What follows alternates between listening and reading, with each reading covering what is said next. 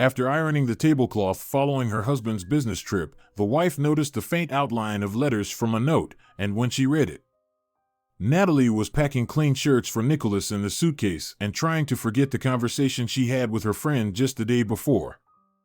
"Natalie, I'm sorry, but I care too much about you to let you be some kind of forever enduring wife with horns," Maria had said. Up until now, her friend had never openly discussed Nicholas's behavior with her, though she would purse her lips and turn away whenever Natalie talked about how much her husband worked. He barely arrives and the boss is already making him jump into the fray again. But yesterday, Maria finally spoke up. "Maria, did you see my husband with a lover?"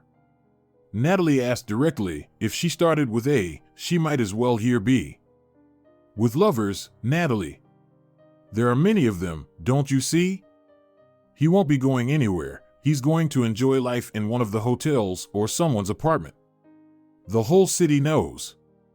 How much longer can you pretend not to know?" Maria snapped. It was true. Natalie had heard from various acquaintances before that people had seen her husband with a petite redhead, a tall blonde, or a brunette with a stunning figure. She worked in a library. You would think it was a place of peace and quiet, surrounded by books, a dream job, really. Natalie had always wanted to work with books and readers. A book is a portal to another dimension, the author a guide who can take you to places you could never reach on your own. Of course, not all books offered exciting or useful journeys. As a librarian, she could point out which were worth the trip and which weren't. If asked, Natalie was always happy to recommend the best books on any given subject. She loved her job, considering it important and fulfilling. She even enjoyed hosting literary evenings for the elderly or children, although others refused to take on the extra load since it wasn't paid. Natalie, however, didn't mind donating her time, especially since she hadn't yet managed to have a child, and she was rarely home anyway. But 2 years ago, when she married Nicholas, the peaceful library had suddenly become stifling with gossip and rumors. Everyone was eager to tell her something about her husband. She had learned to predict when someone was approaching her with that unpleasant topic. The busybodies had a certain look on their faces, as if they wanted to take a bite of her soul, but felt a little uncomfortable about it. She called them soul eaters in her mind. Yes, Nicholas was a sociable man, so what if he was seen with various people? Maybe they were clients or just acquaintances. Why think the worst of him right away? And even if he had once had an affair, so what? She had waited long enough to get married, staying single until the ripe old age of 26. No man is perfect, and anyone can stray now and then. So what was her alternative? Living alone with 20 cats? No way. Natalie was a homebody.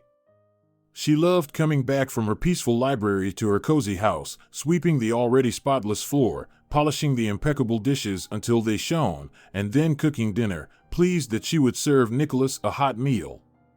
The only thing missing in this perfect picture was a little boy or girl. Or better yet, both. No matter how much people badmouthed her husband, Natalie didn't believe them. This had continued until yesterday. For some reason, she had chosen to believe Maria. She hadn't wanted to let these awful rumors in, but they seeped into her like venomous snakes slithering through unseen holes. There was no way to stop them. Anyone could lie, but not Maria. Her friend always meant well. They had known each other since school, and they had met at a time when Natalie desperately needed protection.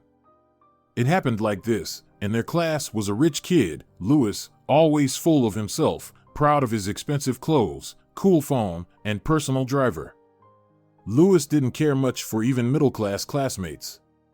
And Natalie, who had been raised by her grandparents, didn't even belong to that group.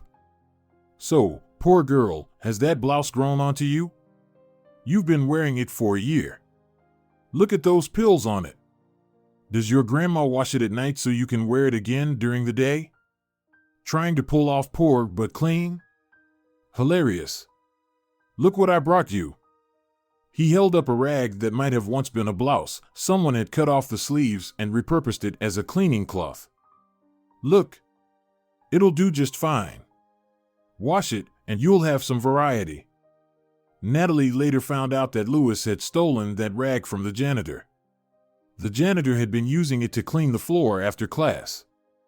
Everyone knew that the janitor's wife had left him because of his drinking problem, and this was probably his way of getting back at her by turning her old clothes into rags. "Don't you dare talk to me like that." Natalie was taken aback but tried to stand her ground, not showing how deeply hurt she was. Even so, tears were already threatening to spill from her eyes. "Oh, you're right, there's no point talking to poor people like you. You're nothing, nobody, a bunch of worthless nobodies. So let's just try this new outfit on." That horrible boy had even put on rubber gloves in advance and now approached her threateningly with the rag. Just a bit more, and he would throw the rag over her. Natalie wanted to do something, but her legs felt like jelly, and she couldn't move. She had given up, resigned to her cruel fate. Yes, her parents had died, and her grandparents were too old to protect her, so people like Louis would torment her for the rest of her life. "I wish I had died in that accident with my mom and dad." She squeezed her eyes shut, not planning to resist. The last thing she saw was Louis's smug grin. She waited for what seemed like an eternity, but nothing happened. Instead, she heard a strange noise outside her closed eyes. Then suddenly, Louis screamed, and the classmates laughed. But it wasn't Natalie they were laughing at. She opened her eyes and saw Maria, the new girl who had joined the class only a couple of weeks ago, standing beside Louis, her eyes flashing with anger. "If you ever do that again, I'll dump a bucket of the janitor's mop water over you. Got it?" She raised her fist in front of his nose. "I'll tell my dad." Louis wiped the dirt that rolled down his face and couldn't figure out that he should remove the rag that the brave Maria had placed on his head. Everyone waited with bated breath for Maria to get in trouble, but Louis's father just told her to keep doing that. It would do his son some good. Later, Louis transferred to another school. When he got older, he hired boys to call Maria and Natalie names and throw stones at them. But that didn't work out. Maria's father was the local constable, so the boys quickly learned that doing disgusting things for money would end up costing much more in the end. That's how their friendship began. And somehow, Maria became her guardian angel. She gave Natalie her things, lied that they didn't fit her or that she didn't like them, often invited her for lunch or dinner, and shared her gifts. In return, Natalie would babysit her twin daughters, who Maria had at 19 without a husband. She never talked about Vanessa and Lucy's father. Maria's parents, however, supported her in everything and weren't at all worried that she wasn't in a hurry to get married. Natalie always trusted her friend unconditionally. Maria would never say anything bad about her husband just because she felt like it or out of jealousy. No, never. If Maria decided to speak up, she must have been absolutely certain that her husband was cheating. Or maybe she is jealous. After all, she had her daughters without a father. She had one short-lived marriage. No, of course she wouldn't say it to hurt me on purpose. She just sees all men as traitors. Could that be it? Natalie tried to convince herself, but didn't really believe it. "Nicholas, you know, I've been wanting to ask you something." She hesitated, unsure of how to phrase her question. "What is it, honey?" her husband asked. "Well, haven't you thought about leaving me because I can't get pregnant? Maybe you're looking for a backup plan?" Natalie was startled by her own boldness. Wow! She had just asked outright what had been bothering her for so long.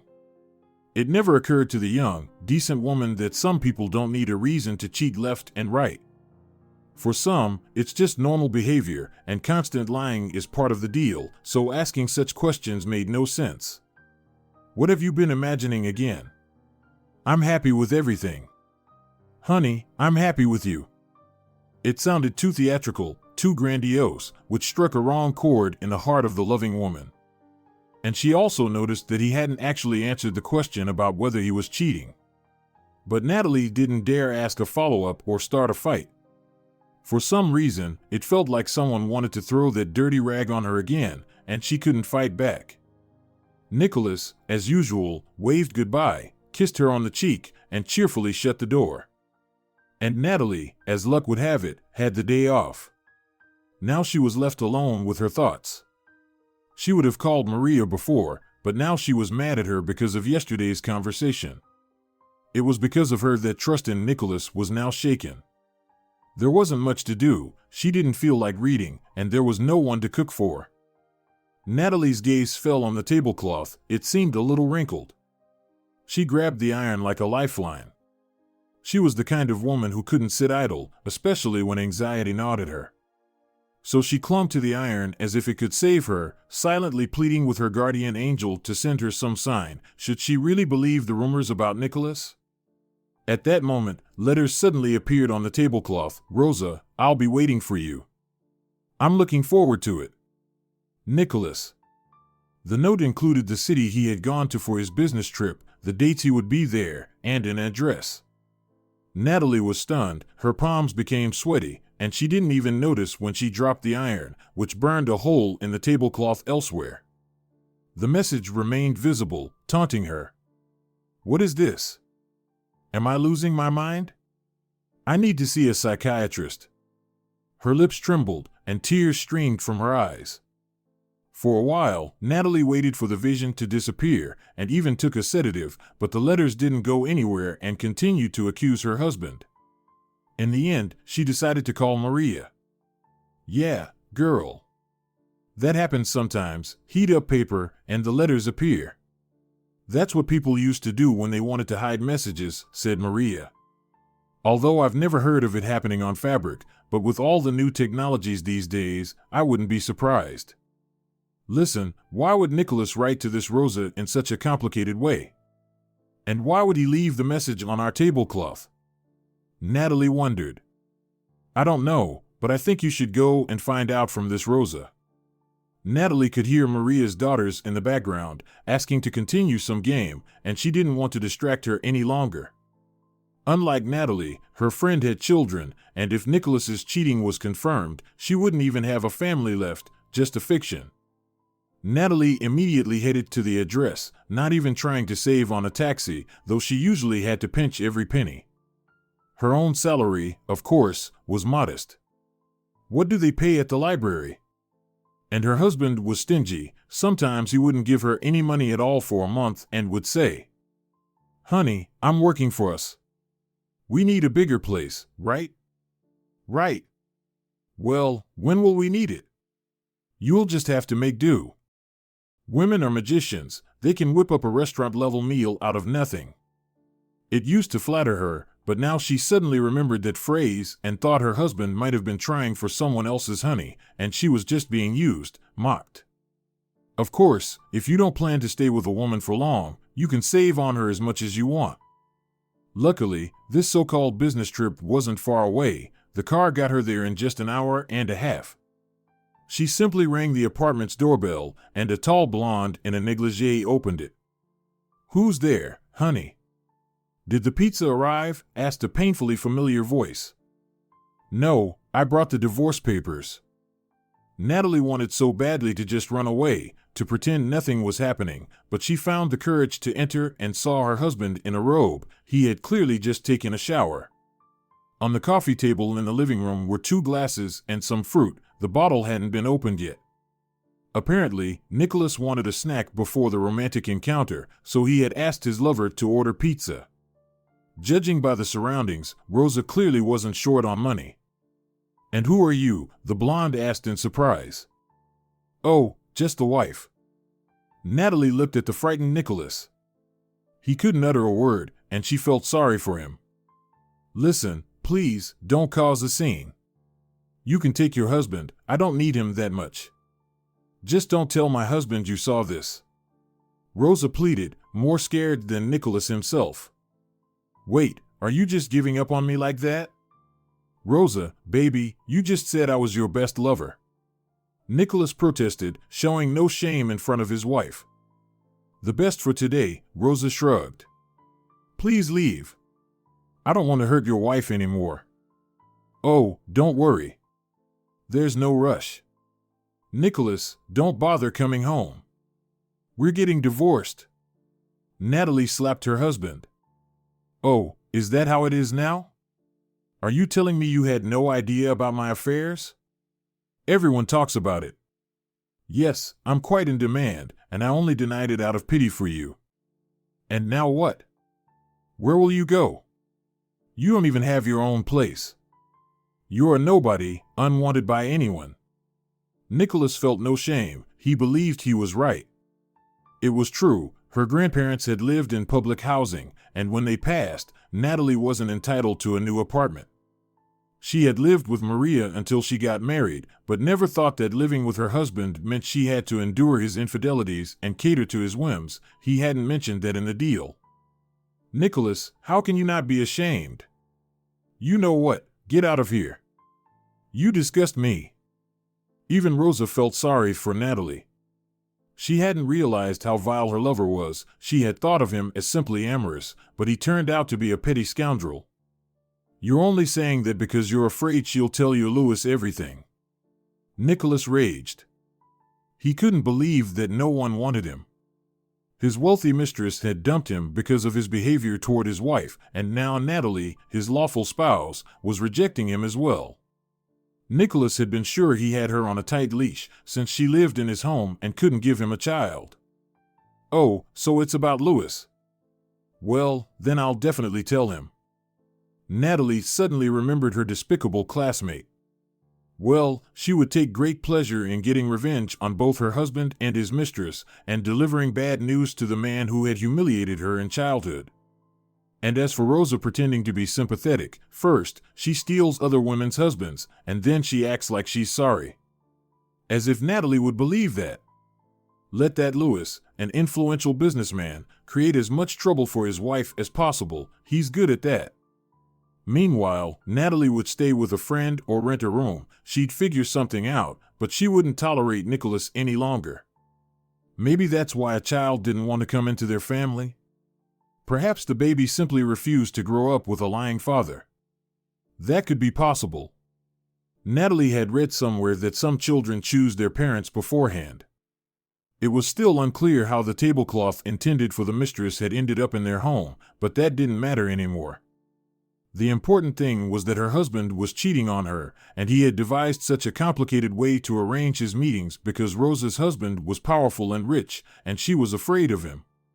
Natalie called Maria again and asked to borrow some money. Is your man kicking you out? Her friend asked, somehow not surprised. Yes, he's furious that I caught him. And now I'm going to tell the truth to Rosa's husband.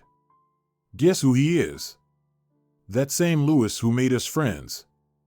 After I talk to him, I won't have any reason to go home.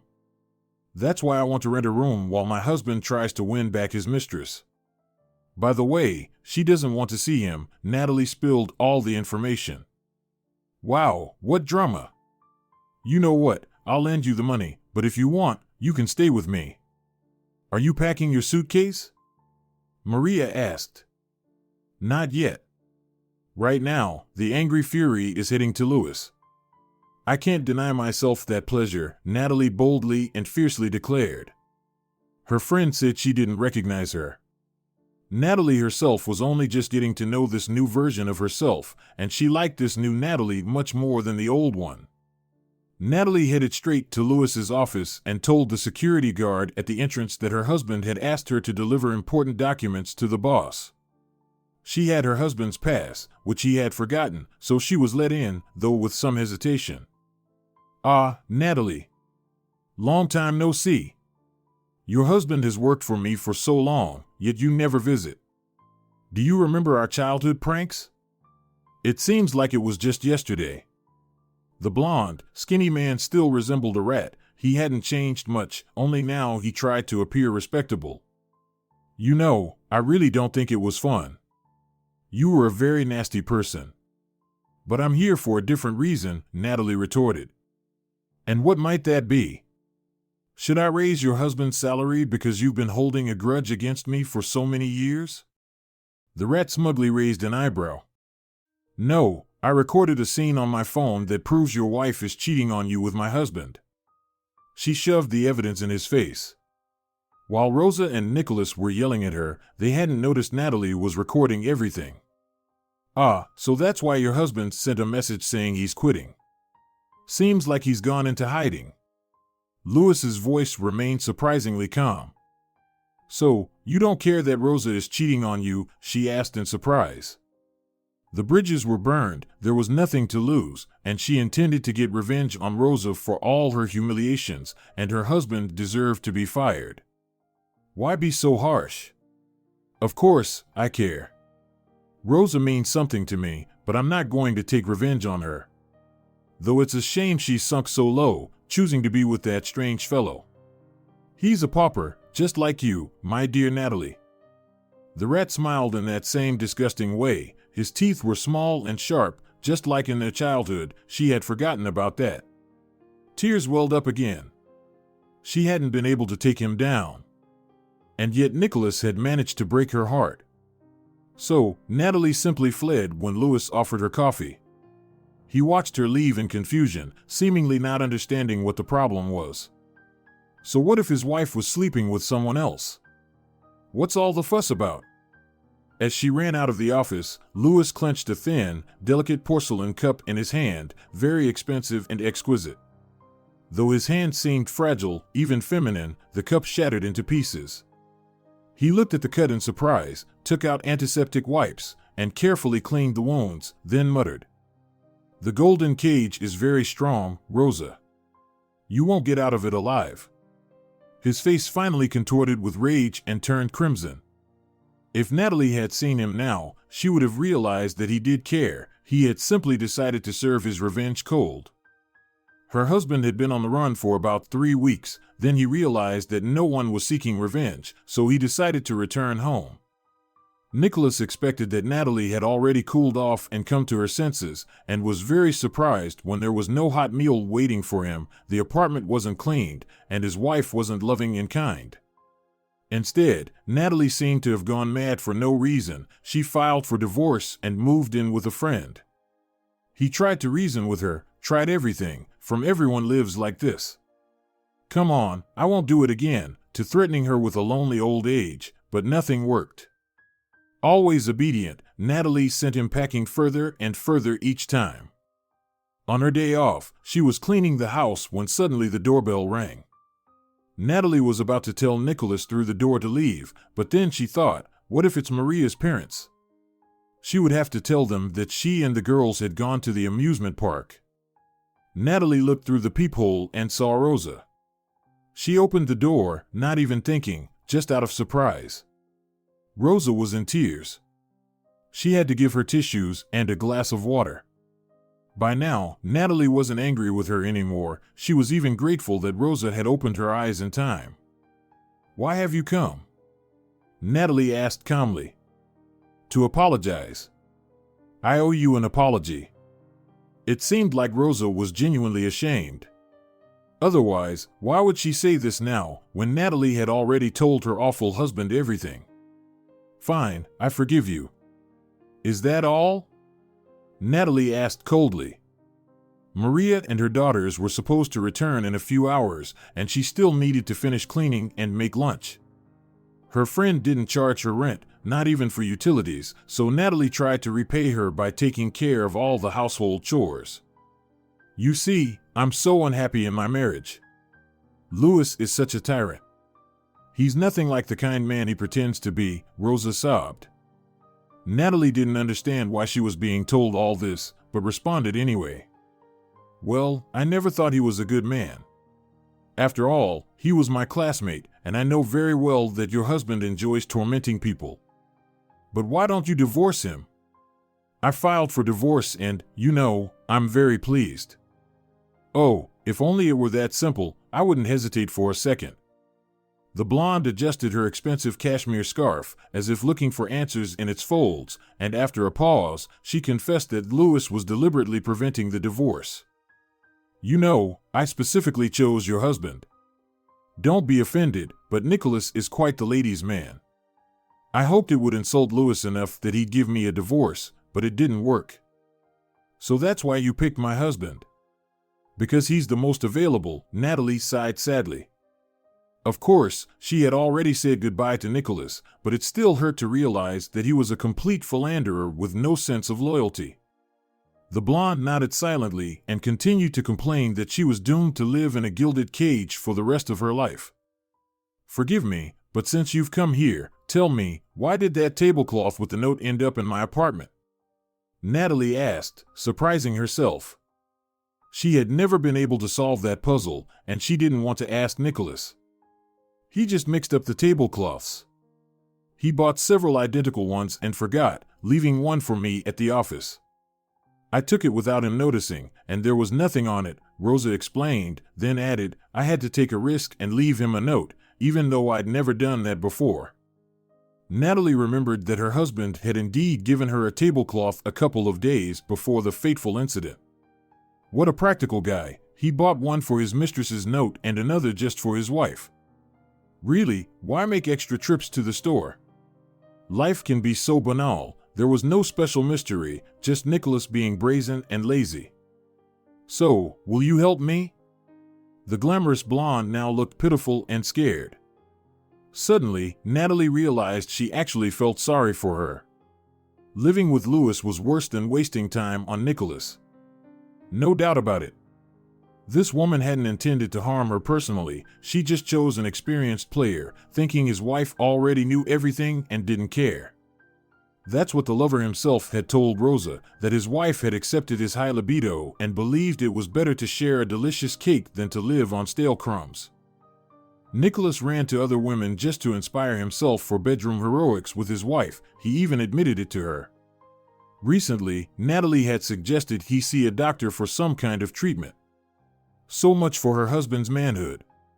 You know, when I first saw you with my husband, I hated you so much.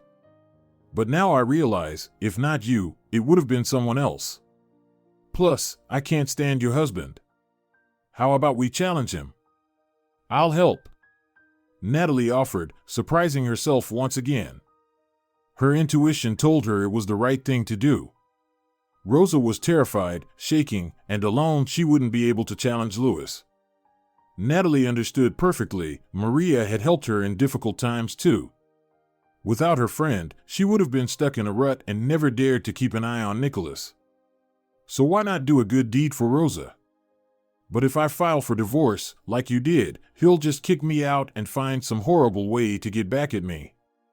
Rosa was wringing her expensive scarf between her fingers, her perfectly manicured nails pale with stress. Then you need to move out.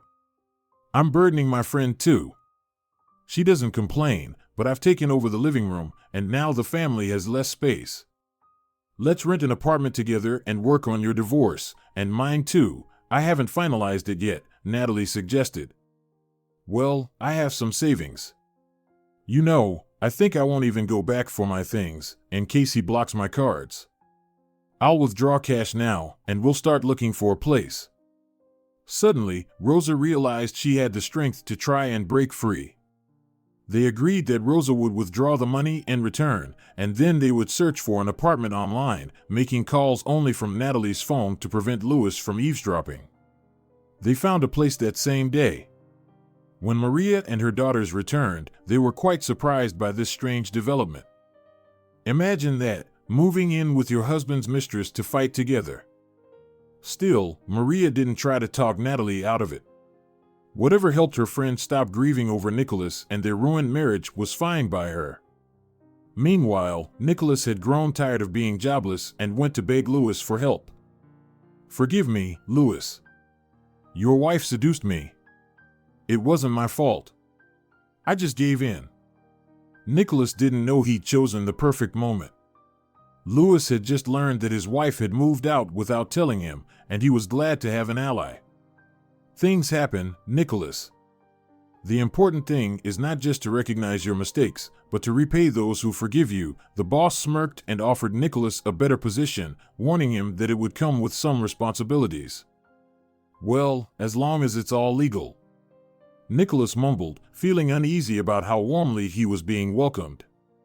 You'll find out in due time, the boss said cryptically. Nicholas decided not to clarify what kind of responsibilities he was agreeing to. After all, a salary 3 times higher and a good position don't come along every day. Who would have thought he'd get so lucky? So what if those women had rejected him? With money, he'd never be alone. And at that very moment, while Nicholas was enjoying his career promotion, his wife and her new friend in misfortune turned to the lawyers whom everyone called the twins. Fred and Alex were indeed born on the same day, but they didn't resemble each other at all. Fred was a short brunette with brown eyes, authoritative and reserved, carefully weighing every word. Alex, on the other hand, was a tall, slender blonde with blue eyes, very emotional and even quick-tempered. It was hard to believe they were even brothers, let alone that they were born on the same day. Natalie suggested choosing this law firm because she learned from Maria that Fred and Alex worked for low fees, and sometimes even for free, since they needed to build their reputation. Neither Rosa nor, especially, Natalie had much savings, so they hoped the lawyers wouldn't charge too much. Besides, the brothers themselves dreamed of winning a high-profile case, and a victory in a divorce proceeding against none other than Louis could interest them far more than profits. Truth be told, they were the only talented lawyers in the city who didn't yet demand outrageous fees. So Natalie and Rosa were hopeful they would agree to help. "Yes, we'll take the case. Especially since we've already been warned off it," said the fiery Alex, explaining that after Rosa's call yesterday, a man showed up immediately. He showed them a photo of Nicholas and offered money for them to drop the case. "Wow. My ex taking orders from your almost ex," Natalie said to Rosa, then turned to the brothers. "So why did you still decide to work with us?" "Because they've already thrown down the gauntlet," Fred replied this time, his voice full of confidence. For some reason, Natalie immediately believed that they really could help here. Alex and Fred said they wouldn't take any money up front. But if they won the case, Rosa would pay them 10%. "It's reassuring that you're talking about percentages, but I just want to get divorced. I'm even ready to give up everything," Rosa said. "Well, leave that to us. We know clients' rights better," Alex replied.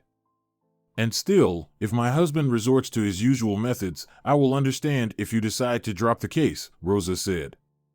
Her words turned out to be prophetic. As soon as the brothers left the building, the floor where their office was located burned down.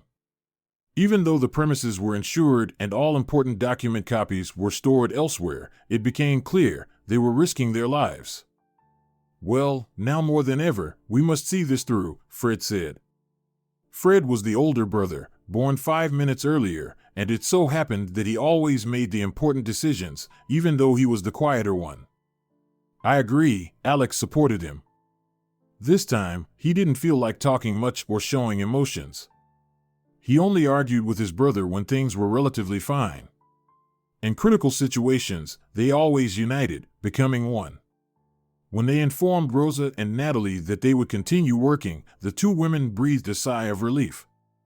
They, too, were having a hard time. That morning, Rosa had shown Natalie a pregnancy test with 2 lines. "I don't know who the father is, your husband or mine. I'm scared. If Louis finds out, he'll take the baby and ruin its life, just like he tried to do to me. But this child won't even be able to defend itself." "Well, then let's hope the baby is Nicholas's," Natalie said, and only then realized the irony of her words. Natalie couldn't abandon Rosa now, even if it hurt knowing that her lover might be having a child with Rosa. 4 months passed without much progress in the divorce case. During this time, Rosa started a romance with Alex. He knew she was pregnant, but it didn't bother him. The lawyer was determined to win, but they had to keep their relationship a secret because a romantic involvement with a client was unacceptable. Rosa complained that this must be her fate, to always live in fear and secrecy. "Alex, can you imagine how wonderful it would be if I had 2 more babies from you later? I dream of having twins." Rosa had unexpectedly changed. Now, she dreamed of becoming a mother of many children, even though she once thought that the happiest life for a woman was one without children. When she first became pregnant, she imagined that she would manage just fine with 1 son and even be glad about it. But now, having fallen deeply in love with Alex, she suddenly wanted to become a mother of many. "I'm all for it. Let's name them Fred and Alex then," he suggested, surprising himself. Fred had long told him it was time to get serious, but before meeting Rosa, Alex hadn't been able to take relationships with women seriously. Rosa had burst into his life like a whirlwind, and he immediately knew he wanted to be with her forever. It was a strange, new feeling.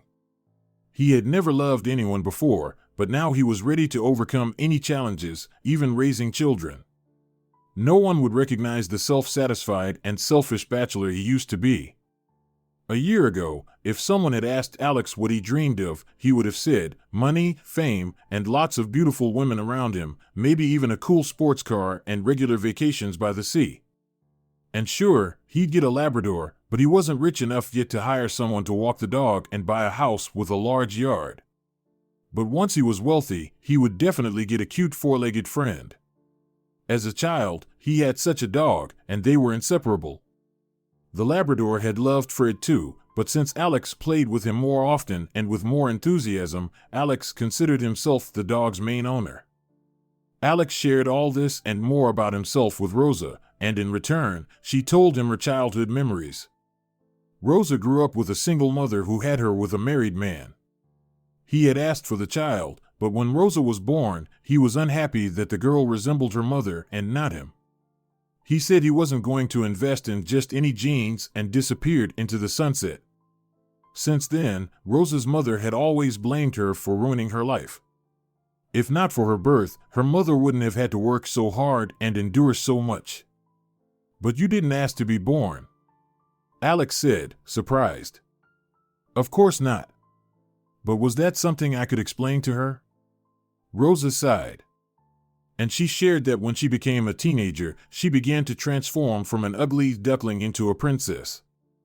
Her mother tried to push her into a modeling agency or turn her into an actress so that her daughter could marry well and support her. But things always fell apart, and she couldn't build a career in either modeling or acting, even though she seemingly had all the necessary qualities. At one casting, she caught the eye of Louis, who often looked for mistresses at such events, and he was very surprised to encounter a strong rejection from the young woman. He decided not to give up. He was just obsessed with me. Sometimes I think, maybe it would have been better to become his mistress back then. He would have used me and then left me. But back then, I was foolishly dreaming of true love. Rosa said.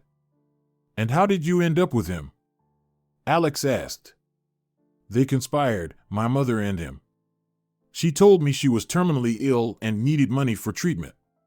But in reality, Louis had bought her an apartment and put a substantial amount in her account so that she would never have to work again. So, she set a trap for me. She asked me to marry him, claiming she was suffering greatly and didn't have money for treatment, Rosa sighed. So, your mother basically sold you? Is that how it was? Alex was astonished.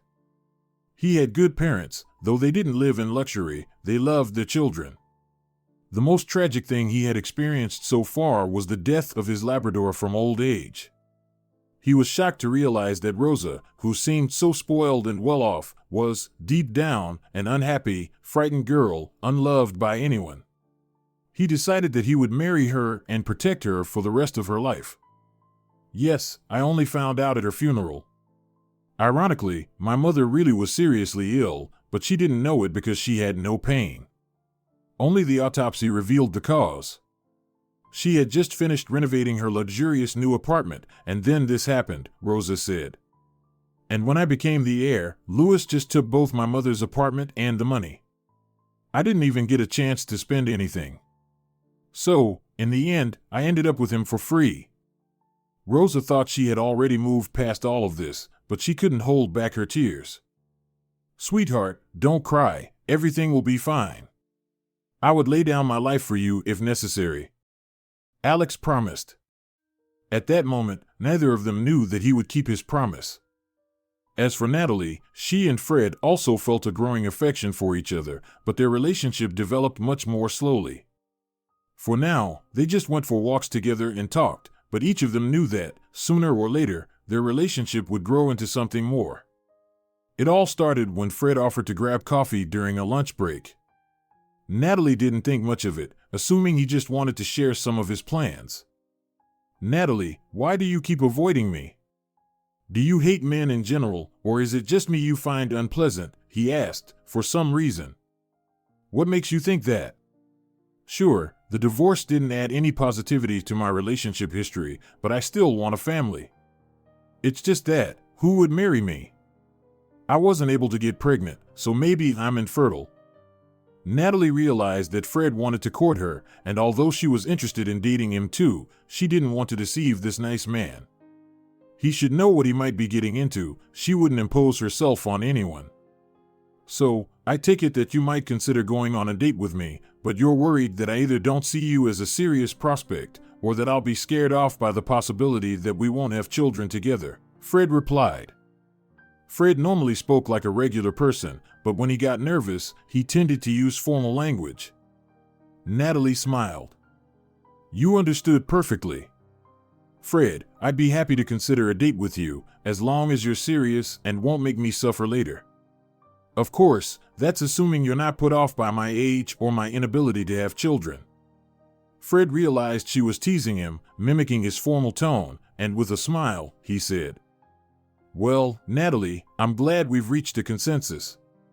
I'm only interested in serious relationships, and I must point out that your supposed infertility is only a hypothesis at this point. But even if it turns out to be true, I must say, I value you simply as a wonderful woman and an amazing person. After this conversation, the tension between Fred and Natalie eased, and they began growing closer. Both of them realized that they liked each other and that no circumstances could interfere with their feelings. Later, Fred also shared what had been on his mind. Natalie, I have to tell you that I'll always be a workaholic.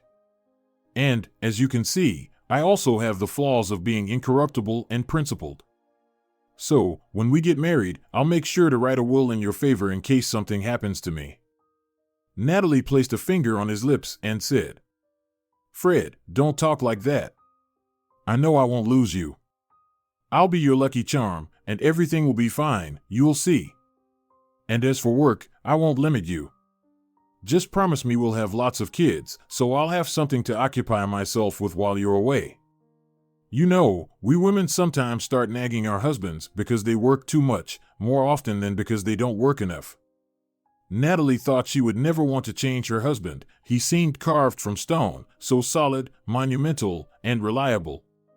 She had once believed that the feeling of being safe behind a man was just a fairy tale, a woman's fantasy. But suddenly, it turned out to be real. I like the way you think, Natalie. Let's get married right after we win the case. What do you say? That way, we can start working on those kids sooner. He was magnificent in his gentle strength.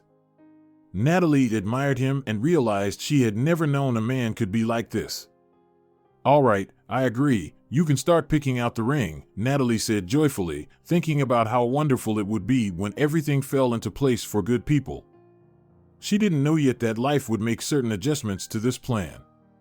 The trial that would free Rosa from Lewis was about to take place, and Natalie could finally focus on her personal life, having completed her mission. The air was thick with tension. There was a good chance of winning the case. Fred arrived first and was surprised that Alex hadn't shown up yet. Alex had important documents, so it was decided to wait for him. At that moment, a phone rang, and a stranger's indifferent voice informed Fred that his brother had just died in a car accident. The man seemed calm, but then suddenly collapsed as if struck down. They had to call an ambulance. Fortunately, it was just a faint. Fred. Listen, I don't want to lose you. I think I love you. This is real. You're the most important person in my life. And although I feel very sorry for Rosa, we need to stop fighting. Natalie had come to the hospital on purpose to say this. Listen, Natalie, you mean a lot to me, but I can't betray my brother's memory. The police brought a report. Someone tampered with the brakes in his car. Do you understand what that means? She had no choice but to agree that the murderer needed to be punished. Rosa assured Natalie that it would all end one day. She told her, You know, I will never look for a partner again. I bring misfortune. If I manage to protect my baby, that will be all I need for happiness. Listen, don't say that. You must keep hoping. Natalie was also very scared she could lose Fred, whom she loved with all her heart. And Rosa was still in danger. What would happen when she gave birth? It was terrifying to imagine, knowing what her husband was capable of. Yet, there was a glimmer of hope. Fred managed to win the case by recording all of Lewis's threats, which had been relayed through Nicholas. He also proved that Lewis had transferred large sums of money to Nicholas at times coinciding with the arson and the accident. That day, Fred became famous, and Lewis lost his reputation. No one wanted to deal with him anymore, as it was clear he was involved in criminal activities and acted dishonestly. Orders are pouring in. I think it's time to get married. You know, I feel so bad without Alex. I need you now more than ever. This strange proposal from Fred took Natalie by surprise. She looked at him in disbelief. Did he truly love her, or could he just not cope with his brother's death alone? Fred misunderstood her silence and pulled out a luxurious ring from his pocket, offering her the box. Listen, I've always dreamed that you'd propose to me. But please, wait a bit, you might regret this later. We've just been through so much. Natalie cried and hugged her beloved. He was so strong yet fragile at the same time, a true knight and a deeply sensitive person. She wanted to be his wife more than anything in the world, but not like this, not now. Okay, then we'll wait. But take the ring. When you're ready, just put it on your finger. I won't change my mind, and when I see it, I'll know you're ready, Fred said, blushing. He was deeply worried that he might never see the ring on her, but he didn't voice this thought. Grown men don't cry, they just silently suffer. The irony of fate, Fred was basking in the glory of his success, receiving fantastic fees, but his beloved had just turned him down, and his brother was gone forever. Yet, he had no regrets. At the same time, Lewis paced his office for the 1000th time, boiling with rage. If there was any soul left in him, it longed only for revenge. He didn't know how to hurt Rosa more, so he decided to hire a detective to watch her. Soon, he discovered that Rosa's sudden love for oversized clothing wasn't just a fashion choice, she was pregnant. That child isn't yours, calm down, said Lewis's ex when he smugly told her he knew everything. It doesn't matter whose child it is. What matters is that your new cycle of hell is just beginning, Lewis responded. And Rosa realized the nightmare wasn't over. A divorce meant nothing to a man like Lewis. He saw her as his property and wouldn't let her go. Listen, you need to move to another city. Just hide from him, Natalie advised. She would have gone with her, but Fred was acting strangely, and Natalie couldn't leave him alone. Her beloved could be silent for days, then suddenly laugh and claim that his brother seemed to be alive inside him. The psychotherapist they consulted said it would pass, but advised not to leave Fred alone. You're right. I'll just withdraw the money and disappear. I won't use my SIM card or bank card, and he won't find me. Rosa warned that she wouldn't be able to communicate with Natalie and Fred either, as it would be dangerous for everyone. Still, she left an address and asked them to visit her in 7 to 8 months when Lewis would stop looking for her and everyone else. That's how Natalie later found out that Rosa had died during premature labor and that Lewis had taken her son. It's better for him to live with me than in an orphanage. It's time to forget past grievances, Lewis said when Natalie confronted him and directly asked what would happen to the child. Natalie didn't believe the boy would be better off with a father like Lewis. Even an orphanage would seem like paradise in such a situation. But there was another option. 6 months ago, she had put on Fred's ring. They had finally gotten married. Why not take custody of the little boy? Rosa would surely have approved of the idea. Listen, Natalie, I'm not against it, but it won't be easy, Fred warned her. Nevertheless, Natalie was determined to go all the way. She demanded a court-ordered genetic test, claiming that Alan was conceived with Nicholas. In reality, she wasn't sure about this. Alan looked like his mother, fair-haired, blue-eyed, with nothing from either Lewis or Nicholas. But there was no other way. Since the decision on who would get custody of the child had not yet been made, the test was conducted, and it turned out that Nicholas was indeed the biological father. Well, now Louis has no rights. We don't have to worry about the boy. We just need to negotiate with Nicholas, Natalie said. Let's just offer him some money.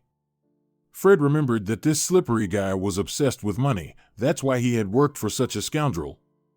But to the couple's surprise, Nicholas didn't take the money. I'll sign over my rights to you anyway. You see, I've found out that I'm seriously ill, so I've decided to sell my apartment and donate all the money to a monastery. I'll go there myself to live out my days. Nicholas had indeed lost a lot of weight, aged by at least 15 years. It was hard to recognize the once jolly, energetic playboy in this emaciated man. It's good that my son will have decent parents. It's unknown whether it was Nicholas' prayers that helped, who indeed had gone to a monastery, or something else, but Natalie managed to adopt the child of the woman she had not so long ago hated with all her heart, considering her a homewrecker. You know, Natalie, I sent some help to Nicholas, and they told me that he somehow recovered from an incurable disease. But he didn't leave the monastery. He's working with even greater dedication. He was thrilled when I brought a photo of Alan. Fred said. Wait, you're visiting Nicholas? Why didn't you tell me? Natalie was surprised. All of her husband's odd behavior had stopped ever since he found out they were expecting another child, but he remained just as mysterious and quiet. You know, at first, I thought I shouldn't worry you, but then I had a dream about Alex. Rose was with him. They asked me to tell you that they're both fine. But Nicholas still has some time left. He needs it, Fred said unexpectedly. At any other time, Natalie would have asked her husband to see a psychiatrist again, but in fact, she herself had dreamed of Rose. Indeed, Rose was out there, somewhere in a beautiful place, beside Alex. They were smiling and happily waving. Natalie hadn't dared to tell Fred about it before, but now she felt she could share, since their dreams were so similar. And I thought the same, that you shouldn't be stressed, but now I've decided to tell you that I'm expecting boys, twins. In the end, it was time for her husband to know that soon their family would have 3 children. When the girl and boy were born, the couple decided to name them Florence and Alex, though they hadn't agreed on the names beforehand. On the day they were born, someone set fire to Louis' office, and he was the only one who couldn't escape. It was only 6 months later that they found out some monk had been hanging around near the office before the fire. But no one recognized Nicholas, so the investigation gave up trying to find the killer. After all, Louis had been such a bad person that the entire town hated him, and no one was interested in finding the murderer, except maybe to give him an award. Of course, it was odd that some monk had led all the people out through the fire escape just 10 minutes before the blaze. And it was clear that someone had locked the door to Louis' office from the outside. By fate's design, Louis' money ended up with Alan. When he died, it turned out he never had time to update his will, which would have left everything to Rose. And since she was no longer alive, the inheritance went to her son. So in the end, not only did Louis fail to harm the child, but he also unintentionally made him his heir.